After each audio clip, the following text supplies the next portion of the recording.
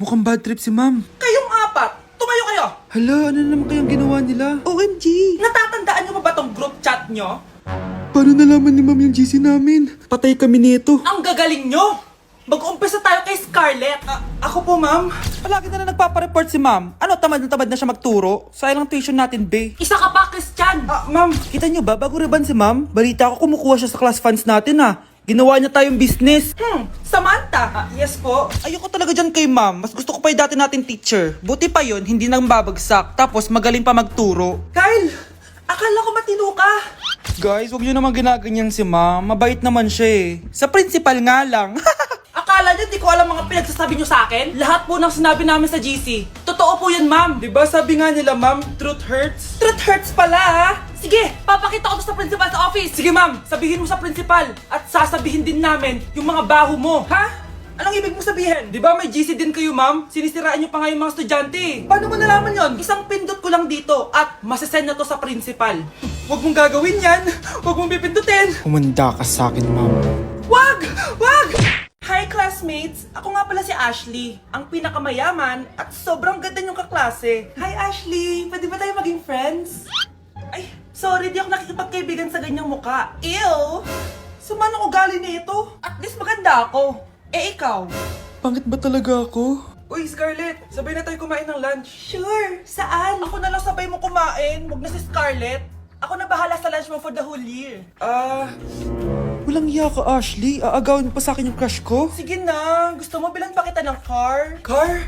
Sige, sabay na tayo kumain, Ashley. Sorry, Scarlett. Sorry, ako pinili niya. Eat well sa'yo, Bes, payag ka ba nun? Inagawan ka ni Ashley? Ano bang magagawa ko, Bes? Kailangan ko maging blooming. Hay naku, madali lang yung sagot dyan. Try mo tong Garnier Vitamin C Serum. Baka ito na the right one for you at hindi yung crush mo. Tama ka dyan, Bes. Kaso natatakot ako, baka lalo lang ako maging haggard. Don't be afraid to try new things kasi. Malay mo ito na yung sagot para maging fresh ka. Sabi mo yun na. OMG, ang fresh na ni Scarlett. Ano kayang ginawa niya? Paano siya naging fresh? Hindi pwede to. Oh, ano ka ngayon, Ashley? Mas fresh na si Scarlett kesa sa'yo. Scarlett, pwede ba tayong sabay kumain ng lunch mamaya? Che, di na kita kailangan. Sapat na sa akin ng Garnier Vitamin C Serum. Kasi it passes the hashtag Garnier yang check. Humanda ka na, Ashley. This is the beginning of my revenge. Yes! Ang taas ng score ko! Anong score mo, Scarlett? 19 yung score ko. Ay, hindi perfect. Buti pa ako, naka 20. Bawi ka na lang next time, ha? Scarlett, nagawa mo yung assignment natin? May assignment tayo? Hala, di ko nagawa. Huwag mo nang sasabihin kay mama. Sige, di ko sasabihin. Ma'am, may assignment po pala tayo. Ay, oo nga pala, may assignment tayo, class. Ang hindi gumawa ng assignment, bagsak sa akin, ha? Bida-bida talaga tong si Samantha. Okay, class, sinong iboboto niyong president? I nominate Scarlett, ma'am. Ako?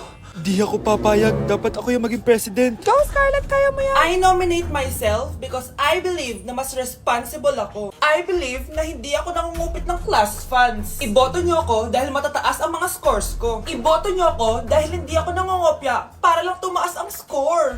Ako ba pinaparinggan mo? Mukhang may natamaan ata. Congrats, Scarlett. Deserve mo maging president. Gagawin ko yung best ko. Good morning, class. Hindi na papasok si Samantha. Ha?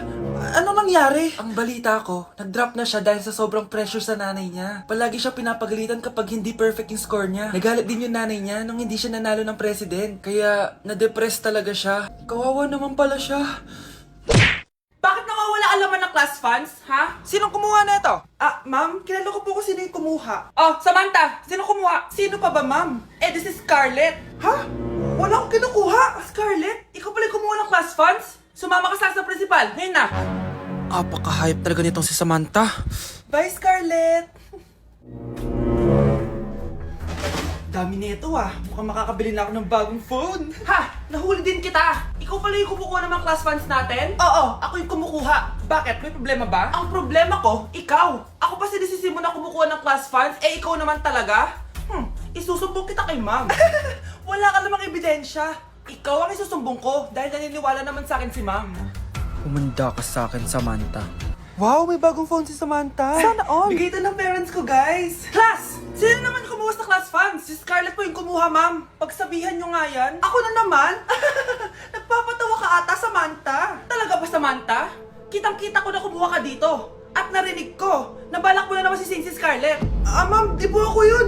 Gagawin mo pa ako sinungaling? Diyan ka naman magaling, di ba, Samantha? Sa pagsisinungaling? Sumama ka sa akin sa principal at ipapatawag ko yung magulang mo. Buti nga sa'yo, Samantha. Deserve mo yan. Nag-uumpisa pa lang ako. Nay, alis lang ako,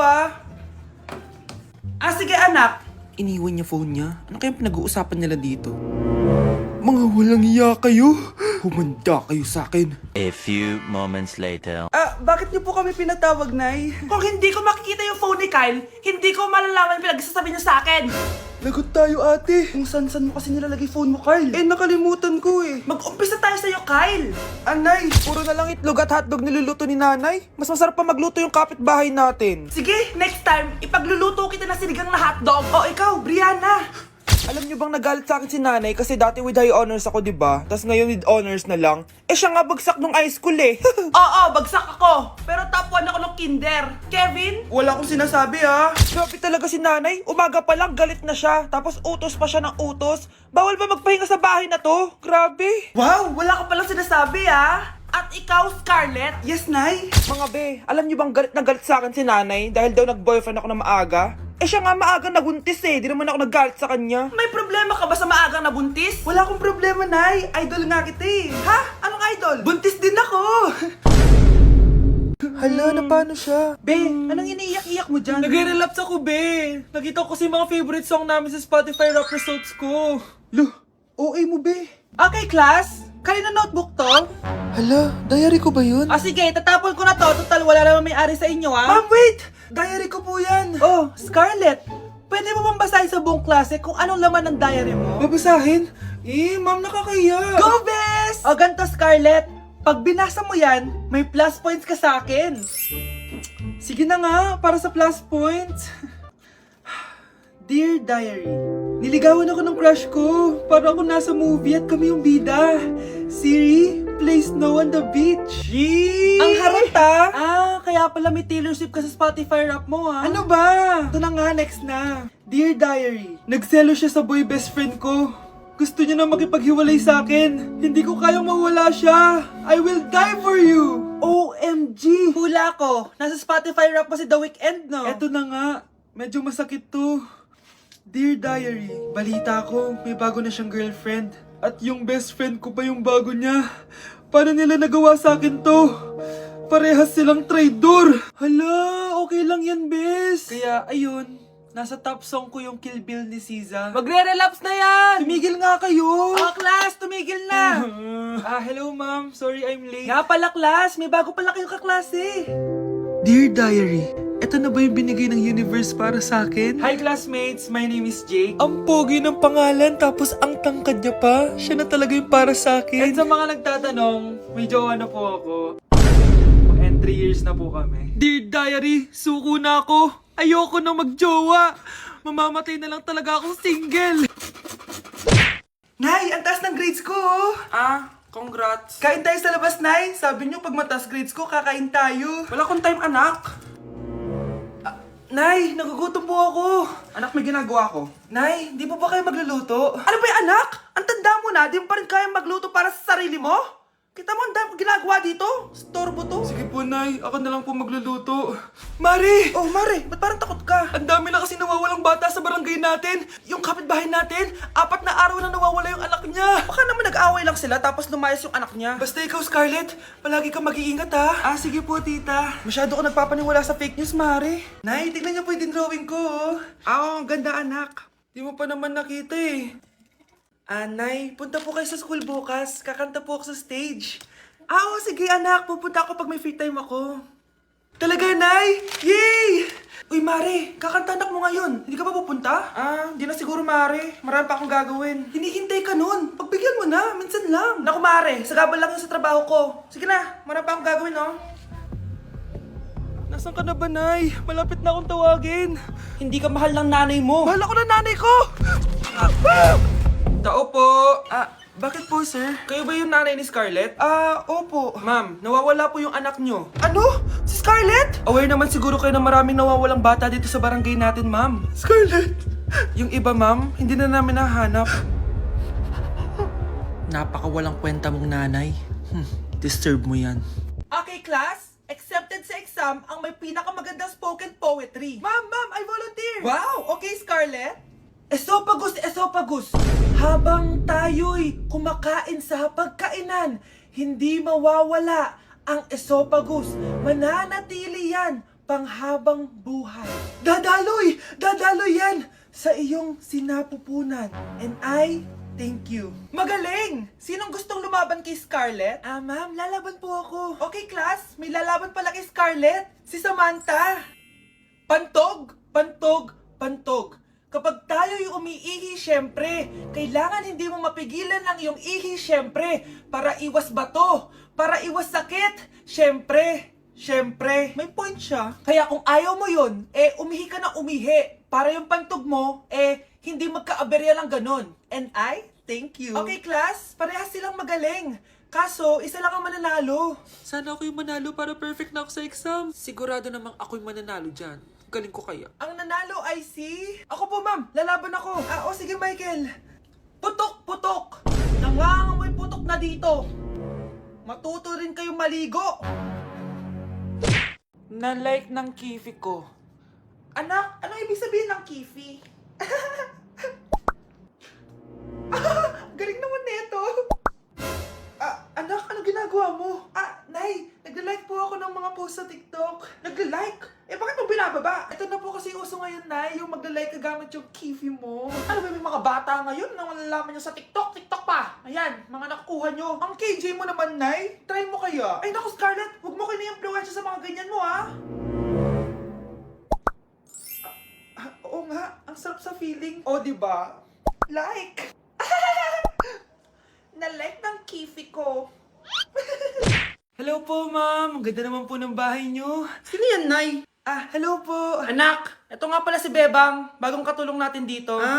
Siguraduhin mo lang na magaling ka, ha? Dahil ayoko sa lahat, yung tatanga-tanga. Opo, ma'am. Ayusin ko po yung trabaho ko. Sige na, mag-umpisa ka na maglinis. Sige po. Di ko talaga gusto yung bago namin katulong dito. Nakakainis yung mukha niya. Ano yun? Ano ba yan? Unang araw pa lang dito, may nabasag ka na agad? Sorry po, ma'am. Tatanga-tanga kasi maglinis? Di mo ba alam na 1,000 pesos ang isa niyan? Linisin mo na yan! At wala ka sweldo na 3 araw, ha? Dahil wala ka naman pambayad niyan. Ganito nyo pala tinrato ang nanay ko. Humanda kayo. Bebang! Gawin mo nga ako ng kape. Ma'am, eto na po yung kape nyo. Ano ba yan? Bakit malamig na to? Gusto mo tapo ko to sa mukha mo, ha? Sorry po, ma'am. Gawin mo ako ulit ng bago. Baka na pang magawa ko sa'yo. Sige po, gagawa na lang po ako ulit ng bago. Pakatanga. Ma'am, eto na po yung mainit nyo pong kape. Sa susunod, huwag kang tatanga-tanga kung ayaw mo mawala ng trabaho. Bebang! Kuhaan mo nga ako ng tubig dito. Eto po, ma'am, yung tubig nyo. Doon ka na nga. Yung makita pagmumukha mo. Sakit ng tiyan ko.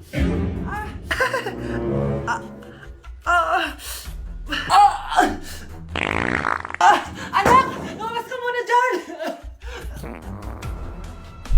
Gusto mo nang mainit, ha? Tignan ko na lang kung hindi kumulo yung tiyan nyo dito.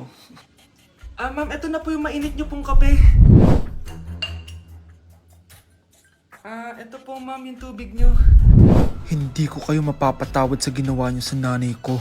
Nag-uumpisa pa lang ako sa paghihiganti ko sa inyo.